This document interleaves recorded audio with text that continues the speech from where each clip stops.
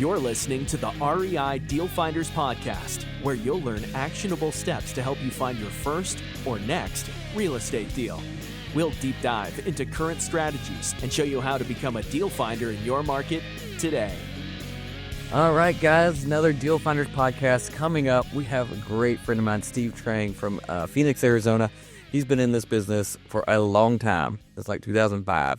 And we're going to talk a lot about what he's come through, what he's learned, and specifically working on your sales tactics, sales training, and then what do you do when wholesaling gets outlawed? So stay tuned, get a pen and paper, and you are not going to want to miss the tips and tricks we give at the end. We'll see you there. All right, guys, we are back with another Deal Finders podcast, and I have an incredible guest today, my friend Steve Trang. We're in a couple masterminds together, and this guy has been around real estate for years, doing circles around us, and now he's really honed in on some of his sales skills, so we're going to talk about that. But first, Steve, thank you so much for being here. I'd like you to just kind of introduce yourself to everybody and tell them where you are and how you got into real estate. Oh, yeah. Well, thank you for having me. I'm really excited to do this. About myself, I've been doing real estate for a really, really long time. 19 years. I bought my first property in 2005. It was one of those deals, I thought the party was never going to end. Well, I thought the party was going to end, but looked like the party was never going to end. It's like, all right, screw it. I'm going to get into real estate. And the party ended, right? That lost that house to foreclosure. But I bought rental properties. I became a realtor. I started a brokerage. I did foreclosures, listing properties for banks, short sales. I've done wholesaling, flipping, wholetailing, owned a title company, did joint venture on mortgages, on apartments, bought a piece of a bank, and then have a podcast, and then sales training. So I've done anything and everything.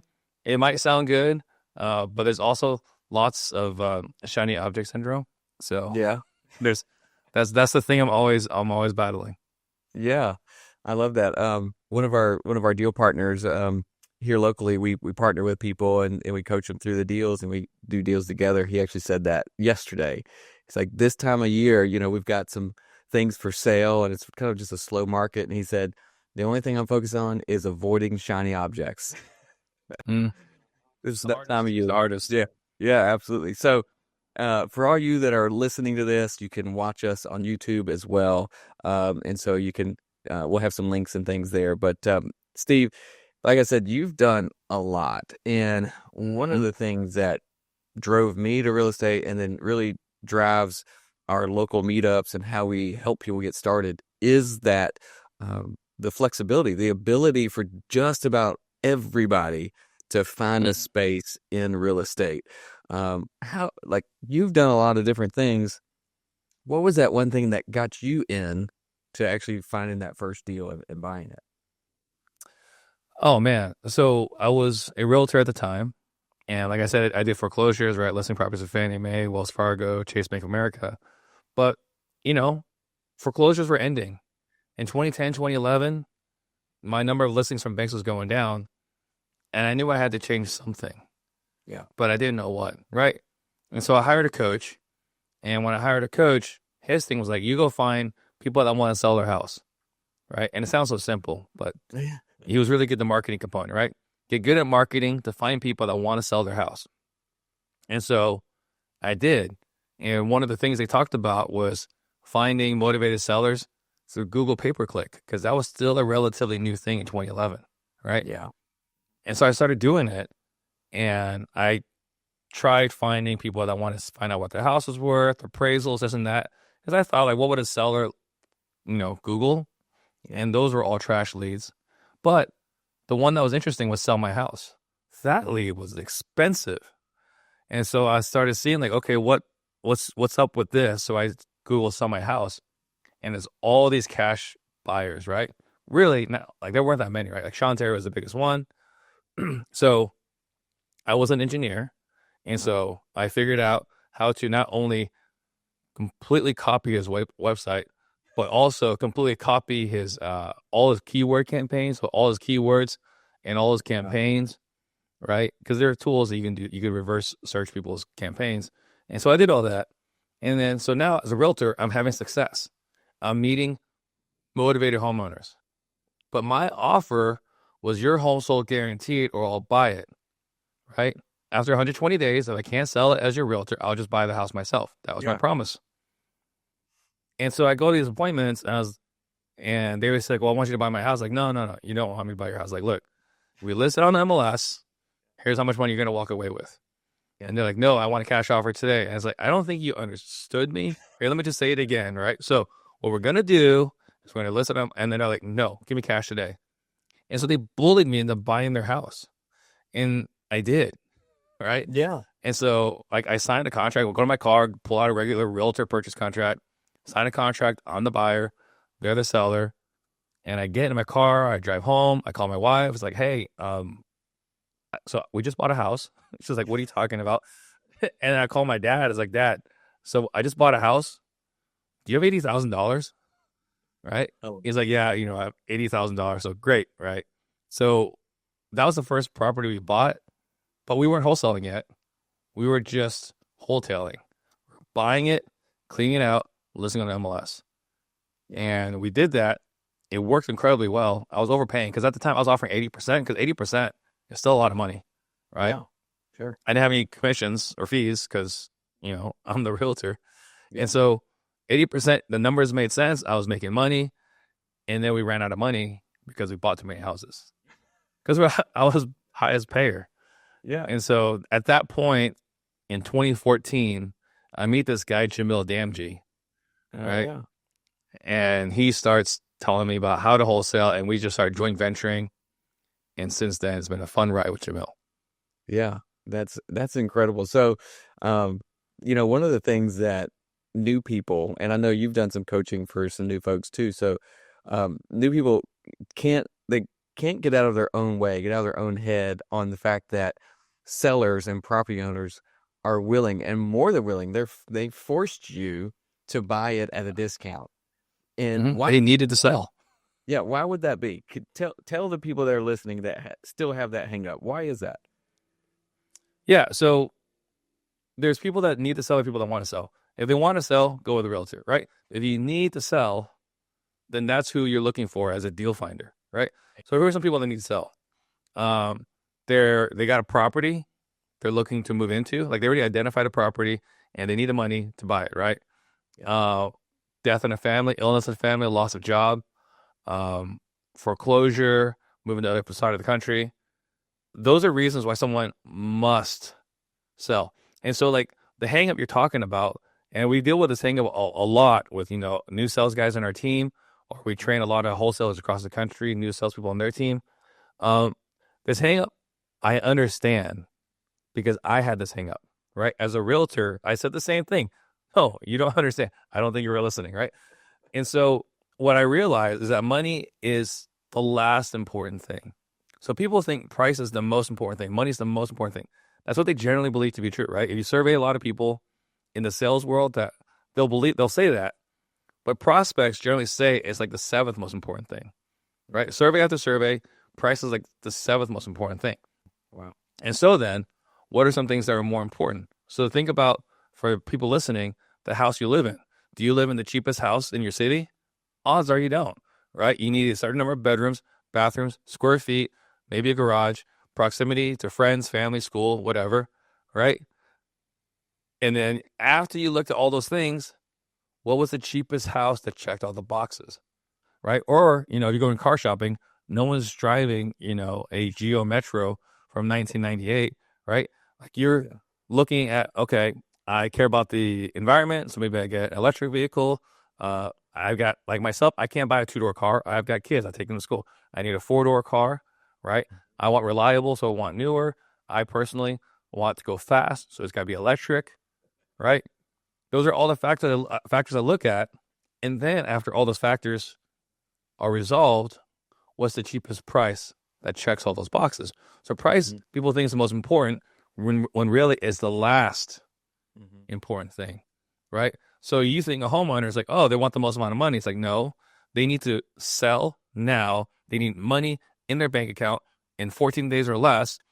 What is the best price I can get that can put money in my bank account in 14 days or less. That's right. Right? So is that the most amount of money? The most amount of money that checks this criteria. I love that. I love the way you work that down. Because it is a huge hang up for people getting started. And even people that have been doing this for a while, you get told no enough. You get that kind of disappointment over and over again. Sometimes you start to think if you're even right, and so we have to remind ourselves that there's so many other factors in there. And most of the time we really don't know once we talk to that seller, what that factor might be until we start asking questions. And so let's take a minute. Let's talk about that, because you do train people on that sales process. And I think we've talked about this before years ago, maybe, but your sales process and the way you work with sellers and you sit on the same side of the table and you're a problem solver with them is the same way that we've done it in our business and the way we train our team. And so I just love the way you teach it. So what does that look like for someone that's just getting started? How do they tease out what those other factors might be? Let's give some tips for that. Sure. So I think the first thing is you have to intentionally want to help somebody. You got to proactively listen, right? Mm-hmm. I think one of the things that happens because our industry attracts get rich quick type people. Mm-hmm. And if you're in it for the money, people can smell that, right? So you actually have to genuinely care about them, because if you don't genuinely care about them, it's going to be a very combative adversarial conversation. Yeah. So the conversation will be like, hey, Andrew, like, what is going on? How can I help you? I'm going to ask you some questions to figure out how I can best help you. And now we're having a consultative conversation. And the things I want to find out are, how did we get to where we are today? What did we try to do to get ourselves out of the situation? What are some things that you're going through, you're dealing with right now? What's keeping you up at night? What's your spouse saying, right? And then where do you want to be? And that conversation, those 4 questions I talked about, that's like 30, 40 minutes of our entire sales process. Yeah. Right? Because we got to figure out what's going on. What did they try to do to fix it? How did they get here? When's the last time it happened? And we have to go through the cycle over and over again. Because it's in this process where they get to tell you their story. And when they tell you their story, and they can tell you where they've been, where they are today, where they want to go, and you can articulate back to them that you know where they've been, that where they are today, and where they want to go. That's how you demonstrate trust, right? Mm-hmm. And once you've demonstrated that trust, we're basically on the same side of the table. Let's figure out whether we can help you or not. Mm-hmm. And the deciding factor in whether we can help you or not is if we can agree on price, right? Yeah. But when we're on the same side of the table, they want to work with us. It is not uncommon. In fact, it's very common that they'll take our offer even if it's lower than other people's offers, because they genuinely believe that we want to help them and that we can help them. Whereas the other person who's coming in here is like, well, look, your roof, and there's this water damage, and like, I got to get this house to HGTV standards and blah, blah, blah, blah, blah, right? And it's all about the house buyer. In our conversation, it's not about the house buyer. It's not about the house. It's about the homeowner and what they're going through. Yes. I love that. Guys, if you're listening to this, if you didn't write some notes down, rewind that, listen to it again, because Steve's given you, it's the playbook. It literally is the playbook of how we've started. I came from hotels, Steve. I used to manage hotels for years, and then I was buying houses on the side. And then when we went full time into wholesaling and being a home buyer, that's the hospitality. That's how I referred to it, as the hospitality of it all, was just being there with them and understanding the seller's point of view and their situation. And I tell our deal finders all the time, I don't care about the beds and baths and square footage when I'm talking to the seller. Yeah, that info is sort of important. It's relevant, but I can find that out somewhere else. When I'm talking to the seller, I want to know what's going on, what's behind the curtain, and how can we actually solve the issue. And obviously sometimes you can't, but we don't know that unless we get them to tell us what's happening. Right. So Exactly. you hit the nail on the head there. And so some of the new people out there are, this sounds hard, and this might be a challenge to them. And I'd just go ahead and tell you guys, it's a hard business. Being a home buyer is not easy. And so just take the time. And you mentioned this once or twice, and same for us, is we hired a coach to help us be a home buyer. Hired a coach to help us talk to people, learn how to talk to people. So if you really want to do this as a business and not just some kind of hobby on the side, get some help.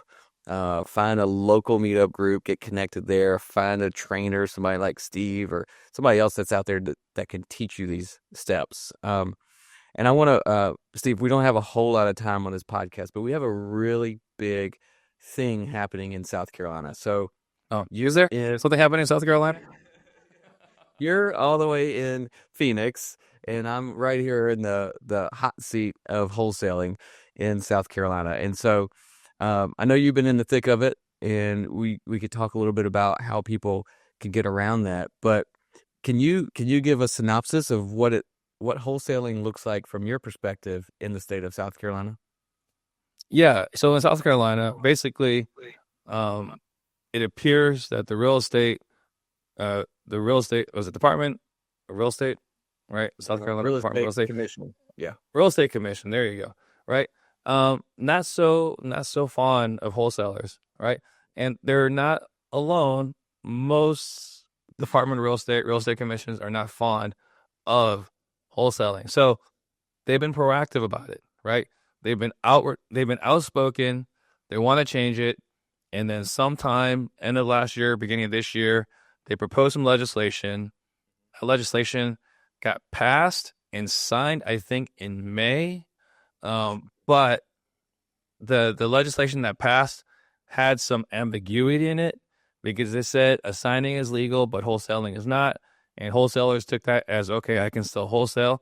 And so last week or 2 weeks ago, the Real Estate Commission issued an opinion letter, which said, no, you cannot wholesale, because part of the law that was signed and passed was that wholesaling is now to be regulated by the Department of Real Estate, right? And so the next shoe to drop after that is the Department of Real Estate saying we don't like wholesaling. Yeah. Right. And so now the full cycle has been complete. I've been talking about it. You've been talking about it. Devin Robinson's been talking about it since, I want to say, middle of last year. Yeah. Now we're here. Right. Yeah. So there's ways around it. But, our industry, wholesaling, I love wholesaling. I got no issues with wholesaling. Yeah. We attract people that like to challenge institutions, that like to challenge authority. Yeah. And again, I got no qualms with it because I'm that person as well. Yeah. But I also don't like going to jail. And so I think it's worth paying attention to. Yeah. It's worth paying attention to see, if nothing else, get multiple legal opinions. If you don't like what we're saying here, go get 2 or 3 lawyers willing to put it in writing that it's their legal opinion that you can totally wholesale. If you can find 3, I would be shocked. Yeah. Yeah. I love that you gave us permission to challenge authority, because that's what it is we're all entrepreneurs, right? The reason we found wholesaling is because we were trying to break the mold, get out of the rat race, do something. God has given us a little bit of fire that says we are meant for something else. And wholesaling, it does provide that if you do it the right way. Yeah. And so when we hear somebody say, no, you can't do it, our first inclination is, I bet you I can. Let's watch me get around your... Show you. Yeah, let me show you. And unfortunately, in this state, they really, I give kudos to the ones that wrote the law. They really did it well, and kind of locked it down. So I actually had a phone call today. Someone called into our company. I actually, our acquisition specialist is out, so I had the headphones on, and I answered it, and it was a wholesaler. And I said, all right, okay, numbers are close. Do you have an attorney that will close this?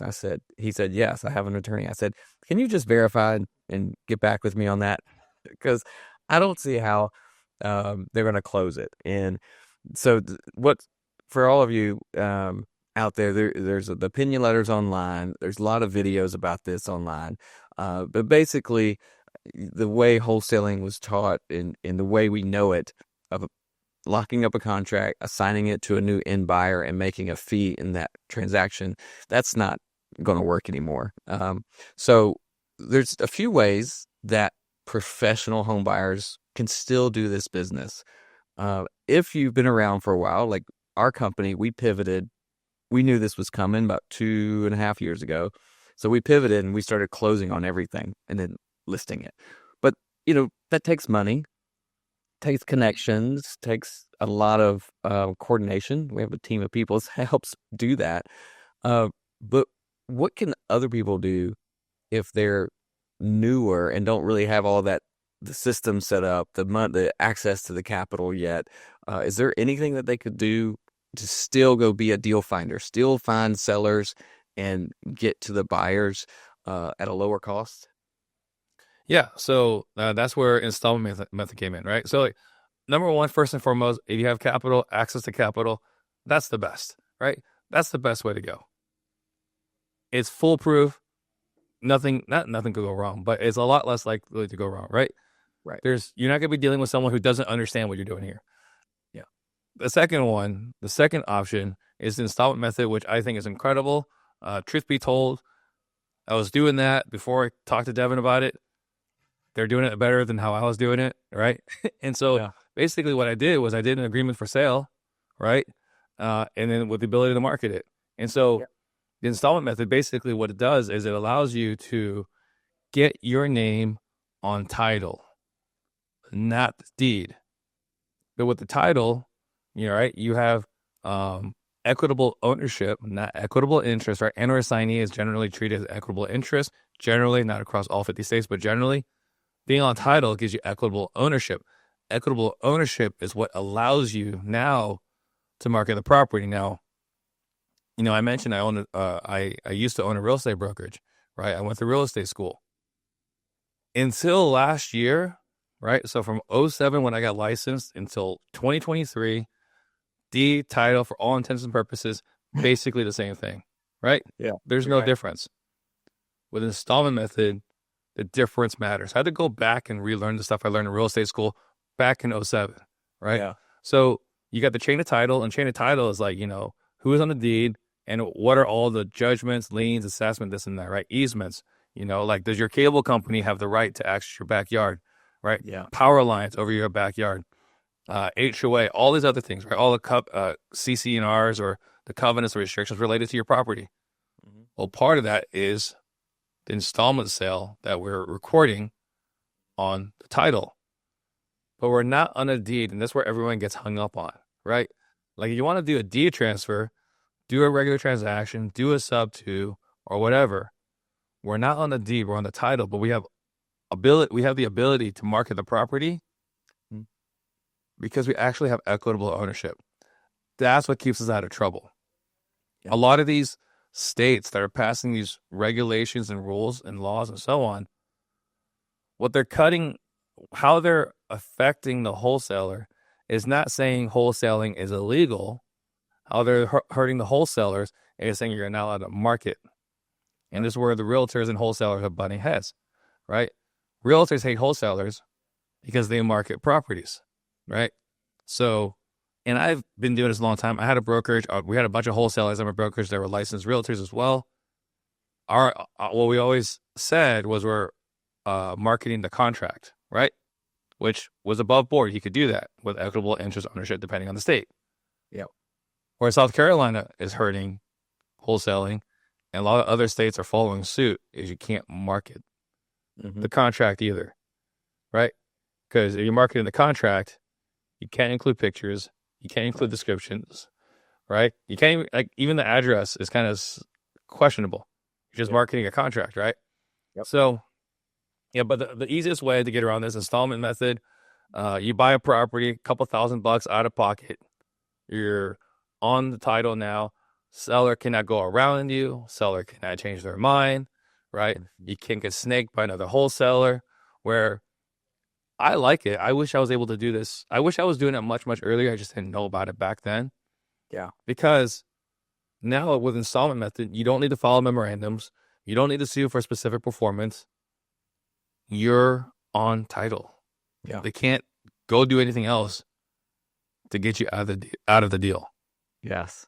I love it. Like you said, you were doing this before you talked to Devin, and so was I was doing it, but I didn't know that it was anything different because we were doing it on the back end. This is how we would sell like owner finance deals to buyers. Instead of just doing true owner finance, we have been doing installment method because we still have the deed if something crazy goes with these folks, because that's what our attorney said would keep us safer selling on owner finance. But you turn it around and you do acquisitions that way, and now you've got control, which is really all that this is all about. It's being able to control the property and the destiny and what to do with it, right? And so being able to control it at a lower price, lower acquisition costs. So exactly. I love that, and that's why I wanted you to talk a little bit about that, guys. If you want to know more about installment method, there's a ton about it. There's attorneys involved in all 50 states. There's somebody that knows about it. The website, you tell me, is it installmentmethod.com? I think that's right. Correct. Yep. Yeah. So you guys can check that out if you want to learn more about it. Just tell them I sent you, just in case they wonder where you came from. But Steve, this has been a great podcast. I wanted to make sure that you guys know how to reach out to Steve if you have questions, if you want to learn more about sales, or just his many years and experience in this. We want to leave them a way to find you. How can they reach out to you? Yeah, so there's a few different ways. First, we do have my active listening book, as well as some bonus modules. And if someone wants to review their scripts, right, one of our sales guys will review your script with you. You text script, SCRIPT, to the phone number 33777. You'll get all that. Or you can go to YouTube, iTunes, Spotify. You just search Disruptors. That's our podcast. Or on Instagram at steve.trang, steve.trang. Those are all the different ways to find out what we're doing. I give away a lot of sales tips on our Instagram, no charge, right? So that's might be the best place to get better at sales. Yes, love it. And your podcast, I just listened to one with Matt Andrews, our friend Matt. That was great. Oh yeah, incredible guy. Yeah, you guys went deep in there. It was great. All right, so Steve, do you have any pardoning response or tips, tricks for that new investor that just listened to this podcast and they're like, "There's a lot there. How do I get started?" What would be one tip for them? I think the big tip is to find somebody who's doing what you want to do. What happens a lot when we get started is like, I like what that guy's doing, I like what that guy's doing, and you follow all of them, and you kind of get it all mixed and jumbled together, and you're trying to create kind of like a Frankenstein of a business, right? Yeah. If you're listening to this podcast, it's because there's something Andrew is doing that resonates. So if Andrew's living a life that you want to live, do what he's telling you to do, right? Don't try to get 5 different opinions, right? Like what happens, a lot of us, we're guilty of listening to multiple podcasts, taking this idea, starting it, not finishing it, taking this other idea, starting it, not finishing it. And then again, like I said, kind of like a Frankenstein. Go all in. I'm doing right now. I hired another coach April of this year. I'm all in. He's my only marketing coach right now. Not listening to anybody else, right? I'm not picking up other marketing books. I'm not listening to other marketing podcasts. I am going deep with his brain for all intents and purposes. Yeah. Getting as good as I can there before I look at anything else. So if you're listening here, you're looking to do deals, binge watch the heck out of, Deal Finders. Figure out how to work with Andrew. I would say that's the best thing right now if you're looking to do deals. Love it. I love it. I appreciate that. Guys, if you want to find out more, we do have live events literally about every week. dealfindersclub.com/events. If you're anywhere in South Carolina, you can make it here. And of course, check us out, the podcast, the YouTube channel. All those links are on that page. And until next time, go out there and find that next deal. We'll see you. Thanks for listening to the REI Deal Finders podcast. You can find out more and apply to be a part of the REI Deal Finder community at reidealfinders.club.